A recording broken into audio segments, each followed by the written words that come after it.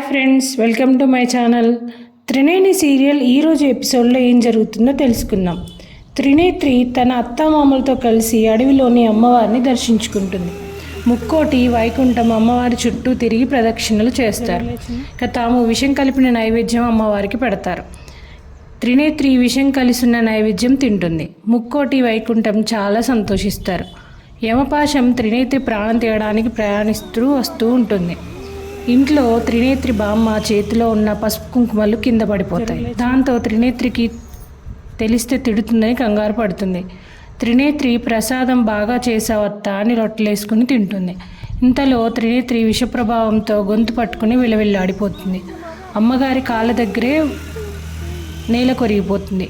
అత్త అత్త అని త్రినేత్రి పిలుస్తుంది. ఇంతలో యమపాశం వచ్చి త్రినేత్రి ఆత్మని అమ్మవారిలో ఐక్యం చేస్తుంది.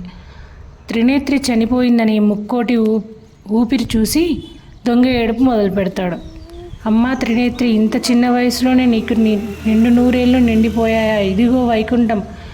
ఇలా గుండెలు బాదుకుని ఏడ్చే అవసరం కూడా మనకు రాకూడదు. అమ్మవారి కోసం కార్తీక మాసంలో ప్రత్యేకంగా పూసే ఎర్ర జిల్లేడు పూల కోసం కారడవిలోకి వెళ్ళి తిరిగి రాలేదని చెప్దాం, సరేనా అని త్రినేత్రి శవాన్ని తీసుకుని వెళ్ళి ఒక చోట పెట్టేసి వెళ్ళిపోతారు ముక్కోటి వైకుంఠం. మరోవైపు విక్రాంత్ డాక్టర్తో నయని గురించి అడుగుతాడు. నయని వదిన కోమాలోకి వెళ్ళిందని నిజం ఎవరికి చెప్పనని అంటాడు. మీరు వదిన కండిషన్ మా బ్రోకి చెప్తే తట్టుకోలేడని, అసలు కళ్ళు తెరుస్తుందో లేదో అనే బాధతో తన ప్రాణాలు తీసుకుంటాడని, అందుకని తన అన్నకి అబద్ధం చెప్పమని విక్రాంత్ డాక్టర్ని కోరుతాడు.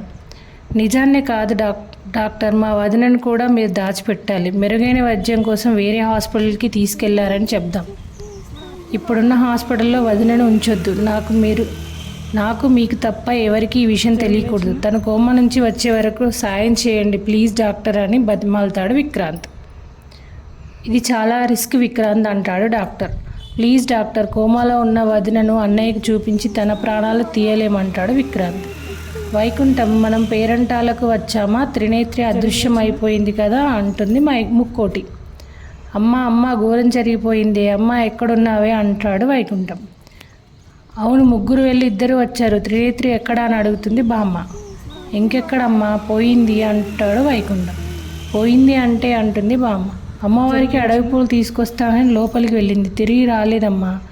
ఏ పూలో తీసుకెళ్ళిపోయింది అనుకుంటా, అక్కడక్కడ పచ్చినెత్తురు మరకలు కనిపించాయమ్మా అంటాడు వైకుంఠం. బామ్మ కళ్ళు తిరిగి పడిపోతుంది.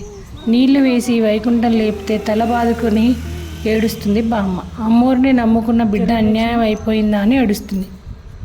మరోవైపు విశాల్ గాయత్రి పాపని పడుకోబెడుతూ ఉంటాడు. అందరూ అక్కడికి వస్తారు. పాప ఏం తినడం లేదని విశాల్ చెప్తే, గత జన్మలో తన కోడలు కదా, అందుకే ఆ మాత్రం బాధగా ఉంటుందని తిలోత్తమ అంటుంది. ఇంతలో విక్రాంత్ వస్తాడు. నయనికి ట్రీట్మెంట్ జరుగుతుందని, ఇంకా బెటర్ ట్రీట్మెంట్ కోసం వేరే హాస్పిటల్కి మార్చుతున్నారని చెప్తాడు. కళ్ళు తెరవని అక్క కోసం మనం వెళ్ళడం ఎందుకని సుమన అంటుంది. విశాల్ మాత్రం నేను వెళ్తాను అంటే విక్రాంత్ వద్దని అంటాడు. నేను చూసుకుంటాను, ఎవరూ రావద్దని విక్రాంత్ అంటాడు. దాంతో ఇవాళ ఎపిసోడ్ అయిపోతుంది. రేపటి ఎపిసోడ్లో ఏం జరుగుతుందో తెలియాలంటే రేపు మన ఛానల్లో పోస్ట్ చేసే వీడియో చూసేయండి. ఈ వీడియో మీకు నచ్చితే లైక్ చేయండి. మరిన్ని ఇలాంటి సీరియల్ అప్డేట్స్ కోసం వెంటనే మన ఛానల్ని సబ్స్క్రైబ్ చేసుకోండి. Thank you.